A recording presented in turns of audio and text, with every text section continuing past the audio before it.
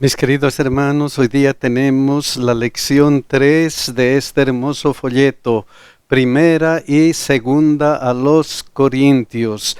Y el título de la lección es Unidad en Cristo. Vamos a orar para estudiar, mis hermanos.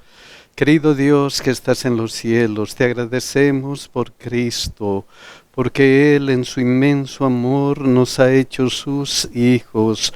Y ahora nos pide que nosotros estemos siempre unidos, estemos bajo la dirección del Espíritu Santo. Te rogamos por el Espíritu Santo, Señor. Te rogamos que Él nos ayude a comprender esta tu lección. Bendícenos a cada uno de acuerdo a nuestras necesidades. Y también, Señor, te rogamos por nuestros hijos. Señor, ayúdales en sus estudios, en sus trabajos, en sus propósitos. Ayúdales en su vida diaria, Señor. También te rogamos por nuestros hermanos que han pedido algo especial en nuestra página del internet. Una enfermedad, un trabajo, un pedido acerca de un familiar que está lejos de ti, otros pedidos también. Señor, bendíceles de acuerdo a tu voluntad y de acuerdo a sus pedidos. Ayúdales, te lo rogamos en el nombre de Jesús. Amén. Miren el versículo de memoria, ¿qué es lo que dice?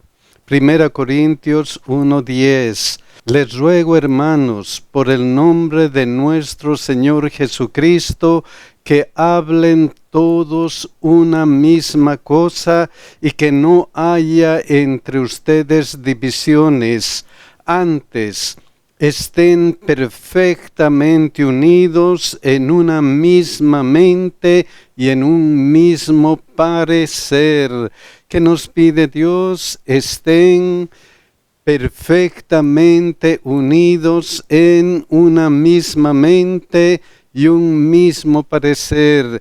Esta semana vamos a estudiar unidad en Cristo y esta semana veremos 1 Corintios 1 al 4, donde el apóstol Pablo aborda el problema de las disputas en la iglesia y cómo superarlas concretamente por medio de la unidad en Cristo.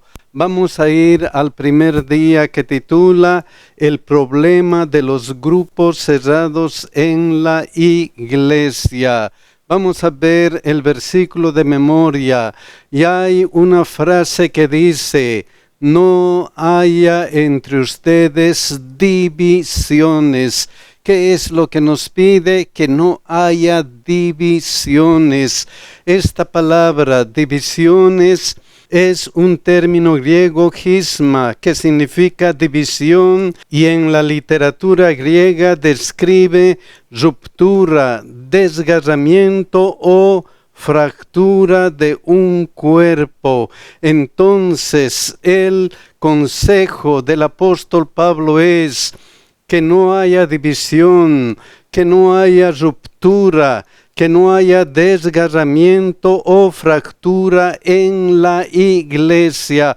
¿Por qué está preocupado el apóstol Pablo en este problema? Que no haya divisiones. ¿Por qué? ¿Qué es lo que produce? Miren lo que dice 1 Corintios 1:11.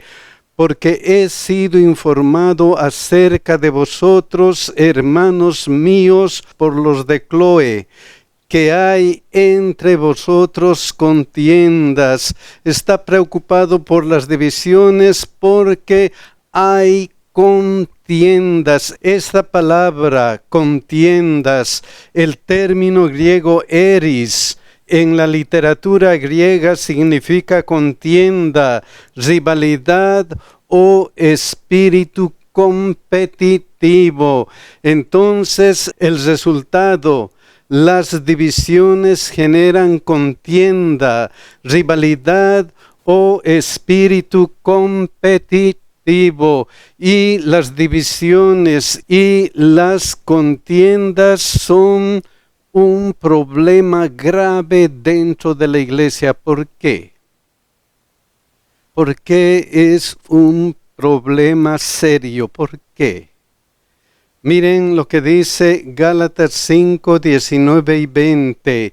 Y manifiestas son las obras de la carne, que son adulterio, fornicación, inmundicia, laxivia, idolatría, hechicerías, enemistades, pleitos, celos, iras, contiendas, disensiones, herejías y otros pecados más. Entonces la contienda es un pecado grave delante de Dios. ¿Por qué? Porque muestran las obras de la carne, las obras de un ser humano que todavía no ha sido transformado.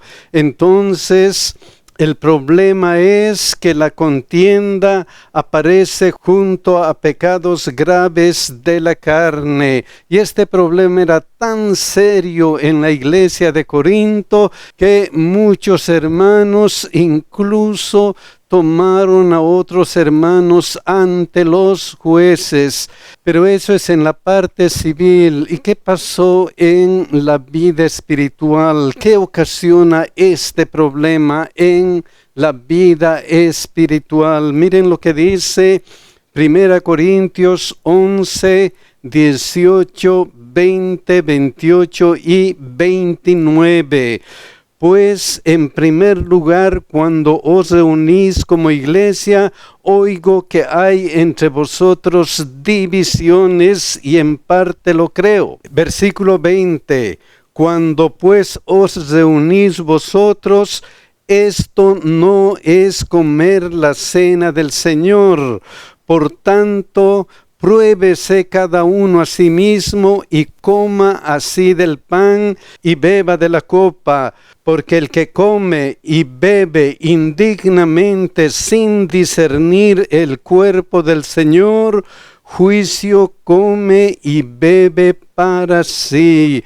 Entonces, este problema de las divisiones es tan grave que incluso cuando se reunían para participar de la cena del Señor, lo estaban haciendo de una manera mala. Entonces, el efecto de las divisiones afectan los ritos de la iglesia como la cena del Señor.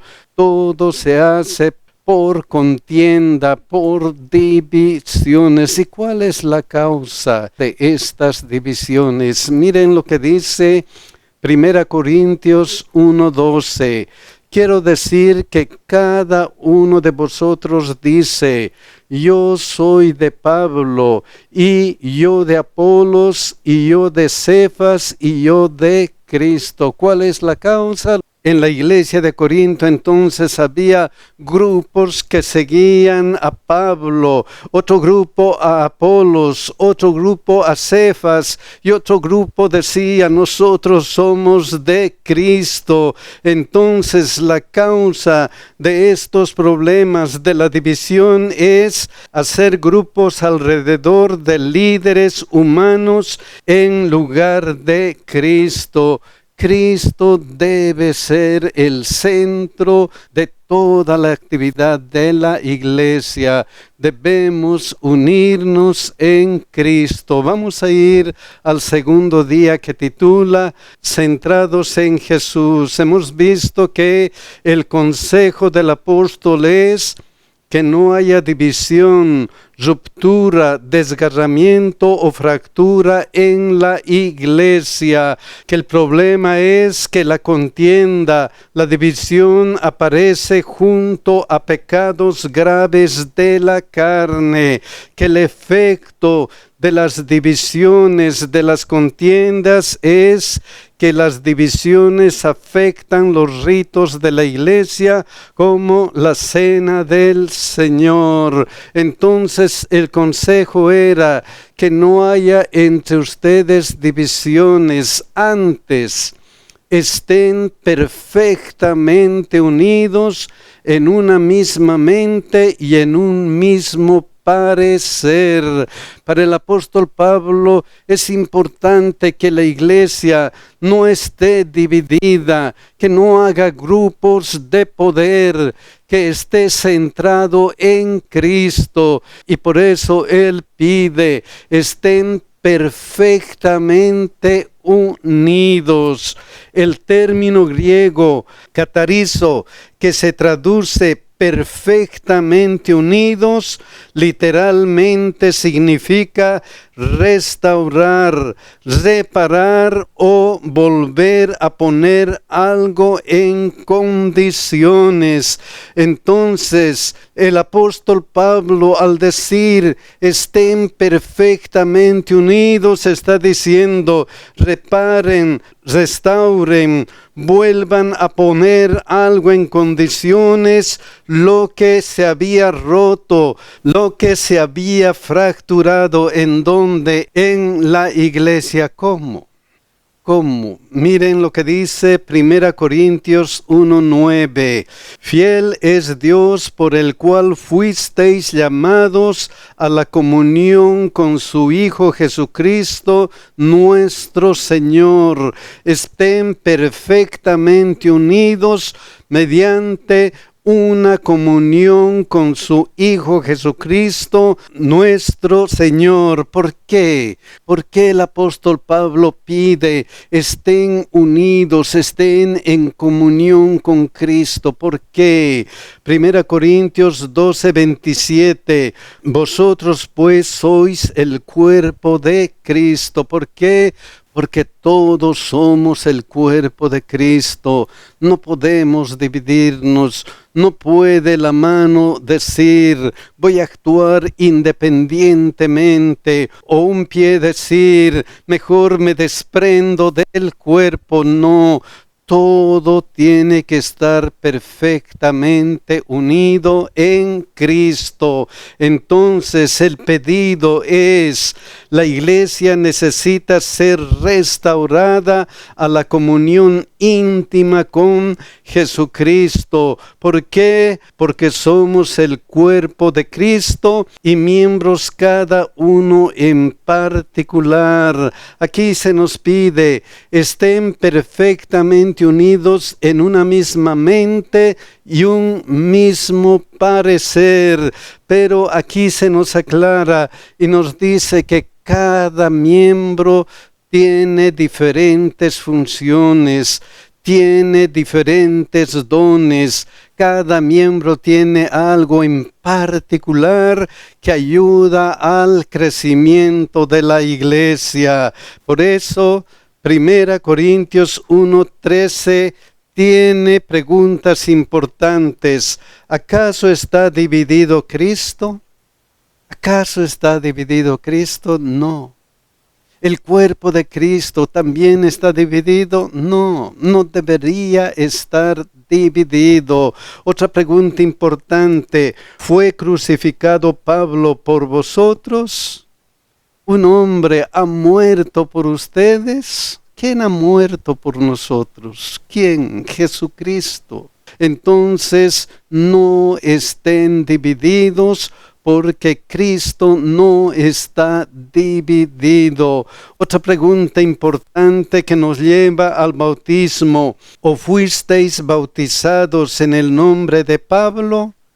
Fuimos bautizados en el nombre de una persona que nos ha ganado, en el nombre, como en este caso de Pablo, en el nombre de otros discípulos, para estar divididos.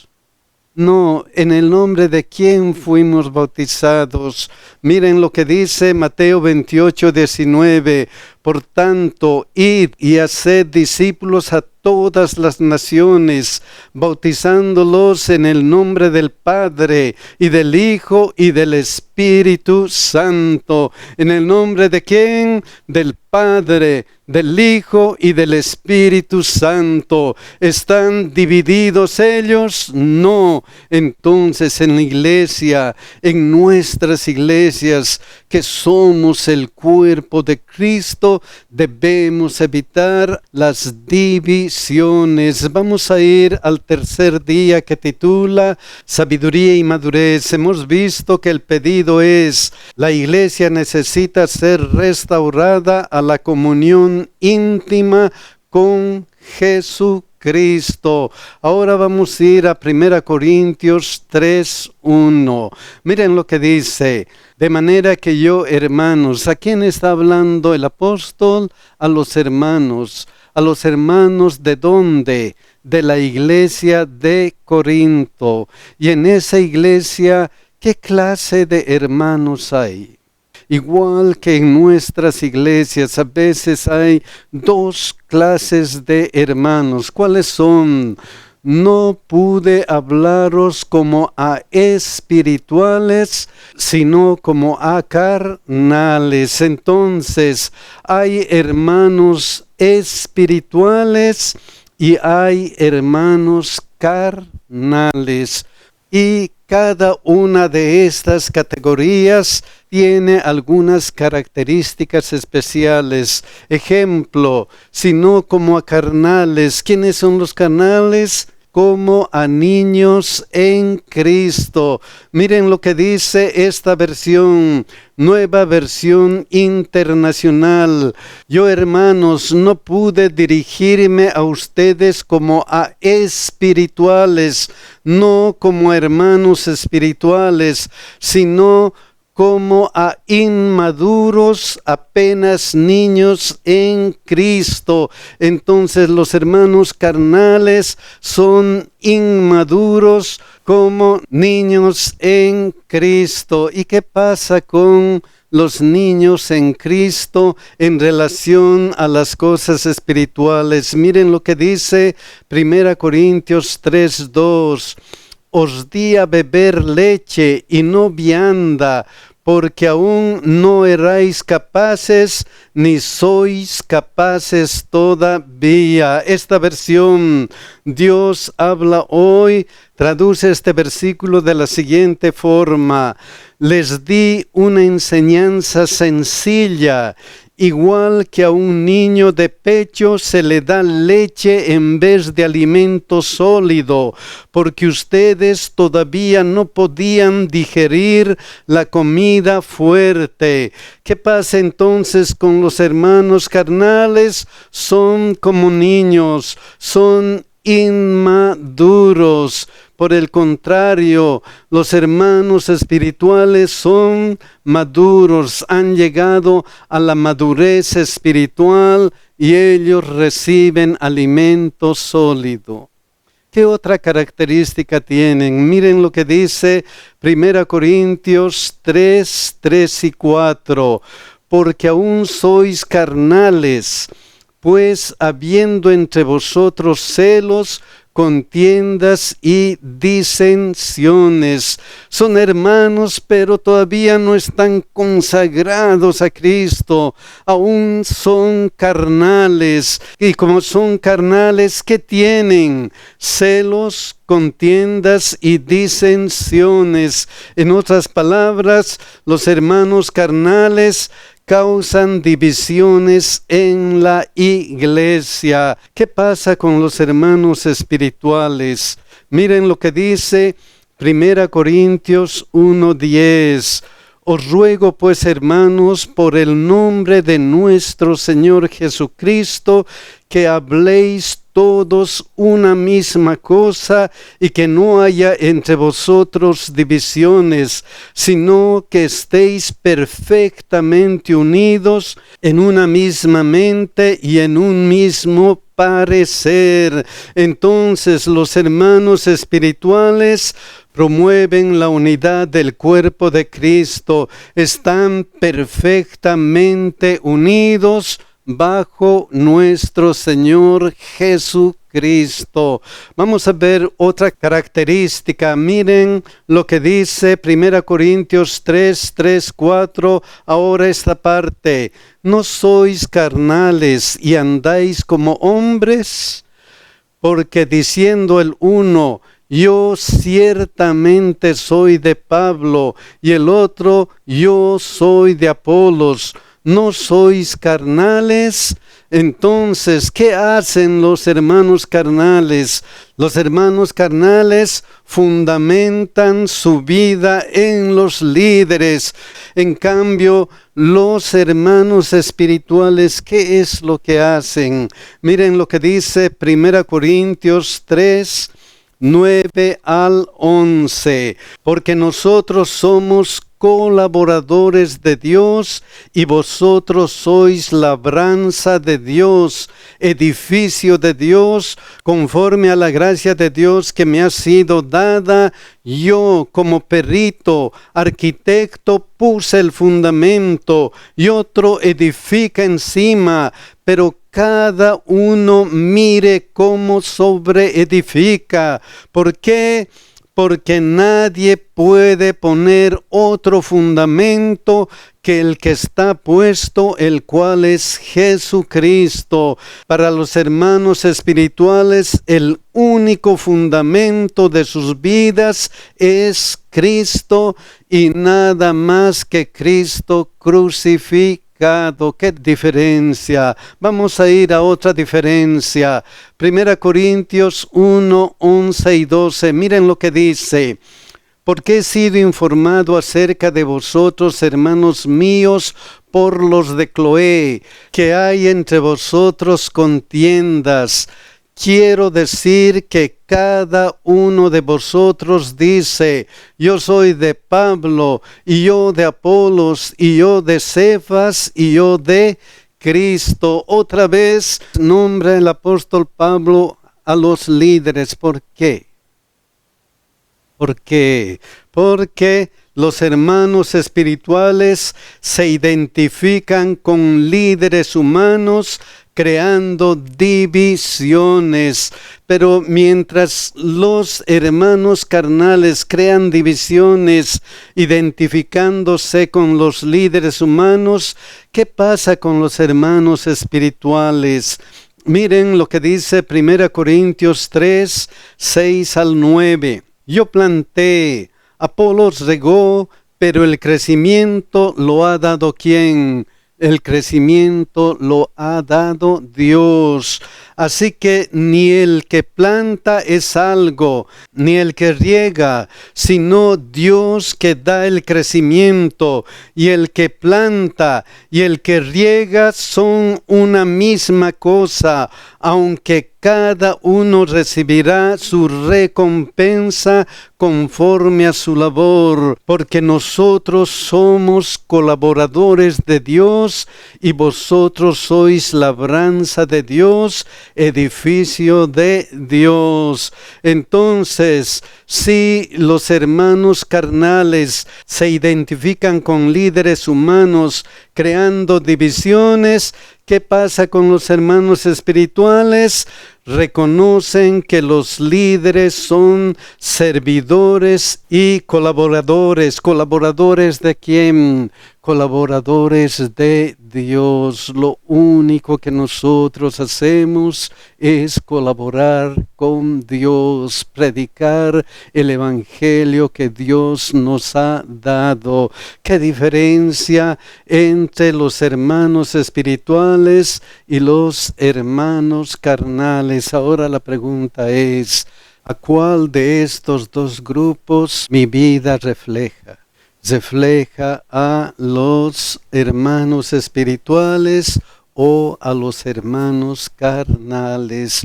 Ojalá que oremos a nuestro Dios para que nosotros podamos estar en el grupo de los hermanos espirituales.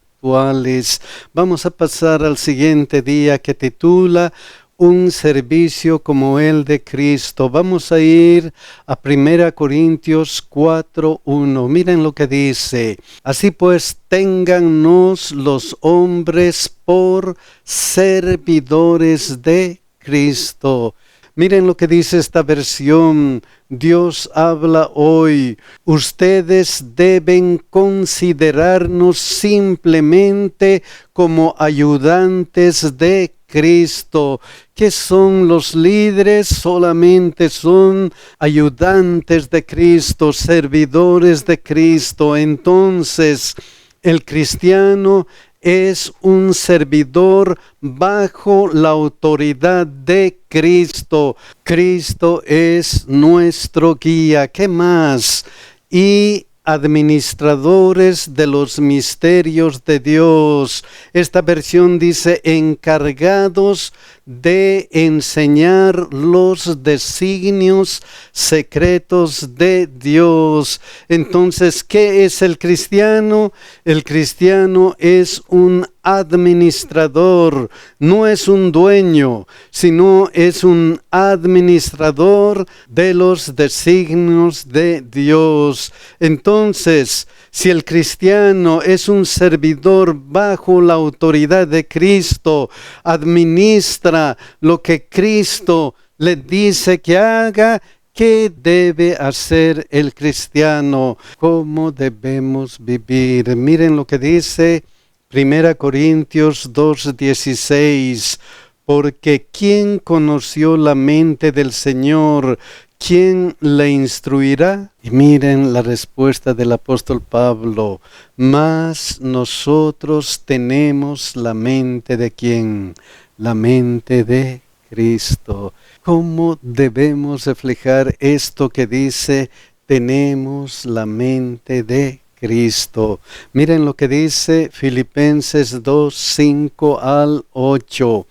Haya pues en vosotros este sentir que hubo también en Cristo Jesús. ¿Qué debe haber en nosotros?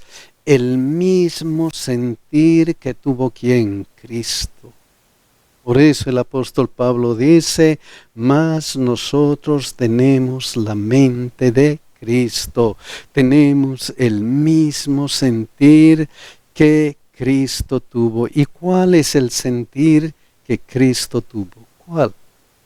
Miren lo que continúa, el cual siendo en forma de Dios, no estimó el ser igual a Dios como a cosa a que aferrarse, sino que se despojó de sí mismo, tomando forma de siervo y hecho semejante a los hombres, y estando en la condición de hombre, se humilló a sí mismo, haciéndose obediente hasta la muerte y muerte de cruz. Entonces, el cristiano debe tener el sentir de Jesús, quien es el modelo supremo de servicio. Nosotros tenemos que seguir el ejemplo de Cristo cuando se trata de servidumbre, cuando se trata de servir a la iglesia, cuando se trata de servir a los necesitados. Con esas palabras vamos a ir al quinto día que titula Un estilo de vida que refleja la cruz. ¿Qué se requiere de nosotros si somos servidores bajo la autoridad de Cristo, si somos administradores de los designios de Dios y si tenemos que tener el mismo sentir de Cristo? ¿Qué se requiere de nosotros? Miren lo que dice 1 Corintios 4:2. Ahora bien, se requiere de los administradores que cada uno sea hallado fiel. ¿Qué se requiere? Que seamos fieles en nuestra vida cristiana, que seamos fieles en lo que Dios nos pide que hagamos. ¿Pero por qué? ¿Por qué Dios nos pide que seamos fieles? ¿Por qué? ¿Cuál es el motivo? Miren lo que dice 1 Corintios 4:9, esta parte, pues hemos llegado a ser espectáculo al mundo, a los ángeles y a los hombres. ¿Qué somos como cristianos? Espectáculo. ¿A quiénes? Al mundo. No solamente al mundo, a los ángeles y a los hombres. Todos están viendo nuestra forma de actuar, si somos fieles o no somos fieles a nuestro Dios. Por eso Hebreos 12:1 y 2 recalca, por tanto, nosotros también, teniendo en derredor nuestro tan grande nube de testigos, despojémonos de todo peso y del pecado que nos asedia. El apóstol dice, si somos espectáculo al mundo, si tenemos en derredor nuestro tan grande nube de testigos, ¿qué tenemos que hacer? Tenemos que ser fieles. En otras palabras, despojémonos de todo peso y del pecado que nos asedia. Entonces, el cristiano que fielmente testifica para Dios se convierte en un centro de interés para los habitantes del mundo y del cielo. Y como es un centro de interés, ¿qué tiene que hacer el cristiano? Y corramos con paciencia la carrera que tenemos por delante, puestos los ojos en Jesús, el autor y consumador de la fe, el cual, por el gozo puesto delante de él, sufrió la cruz, menospreciando el oprobio, y se sentó a la diestra del trono de Dios. Se nos pide que corramos la carrera con paciencia, pero no solo, sino puestos los ojos en Jesús. Tenemos que tener la comunión diaria con Dios, y si hacemos eso, entonces vamos a ser victoriosos. Pero si hacemos eso en alguna oportunidad, en algún momento, el cristiano puede tener problemas, puede tener aflicciones. Por eso el apóstol dice en 1 Corintios 4:9 esta parte, porque según pienso, Dios nos ha exhibido a nosotros los apóstoles como postreros, como a sentenciados a muerte. ¿De qué era consciente el apóstol Pablo? De que como cristiano, como seguidor de Cristo, puede tener problemas. Entonces, el cristiano es consciente que el sufrimiento puede ser parte del ministerio, y Pablo estaba consciente de eso y sufrió. Y sufrió como lo muestra en 2 Corintios 11, 23, 24 y 28. Son ministros de Cristo, como si estuviera loco hablo. Yo más, en trabajos más abundante, en azotes sin número, en cárceles más, en peligros de muerte muchas veces. De los judíos 5 veces he recibido 40 azotes menos 1. Y si nosotros continuamos estudiando los versículos 25, 26 y 27, nos vamos a dar cuenta que Pablo realmente sufrió por Cristo. Pero él no volvió atrás, él no se rindió. ¿Por qué no se rindió Pablo? ¿Por qué? ¿Cuál era su misión? ¿Cuál era su propósito? Miren lo que dice aquí. Y además de otras cosas, lo que sobre mí se agolpa cada día, la preocupación por toda la iglesia. Miren lo que añade Colosenses 1:24. Ahora me gozo en lo que padezco por vosotros y cumplo en mi carne lo que falta de las aflicciones de Cristo por su cuerpo, que es la iglesia. Entonces estos versos nos muestran que el cristiano está dispuesto a sufrir y sacrificarse por amor a Cristo y a la iglesia. El cristiano está dispuesto a servir a Cristo y a la iglesia. Oh, mis queridos hermanos, ojalá que nosotros estemos dispuestos a ayudar a que la iglesia esté siempre unida, que la iglesia no se separe de su misión, que es predicar el Evangelio. Y si nosotros seguimos el ejemplo de Cristo, y si nosotros como Pablo servimos a la iglesia, servimos a nuestro Dios, ¿qué es lo que podemos decir? ¿Qué podemos decir? Miren lo que dice 2 Timoteo 4, 7 y 8.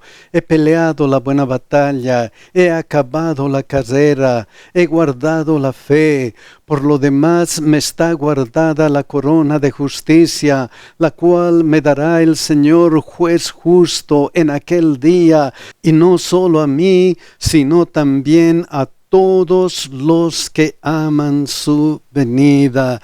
Dios nos va a dar la corona de la vida. Mis queridos hermanos, ojalá que cada uno de nosotros seamos cristianos espirituales, cristianos maduros para promover la unión y la misión de la iglesia. Que Dios nos bendiga y que Dios nos ayude, mis queridos hermanos.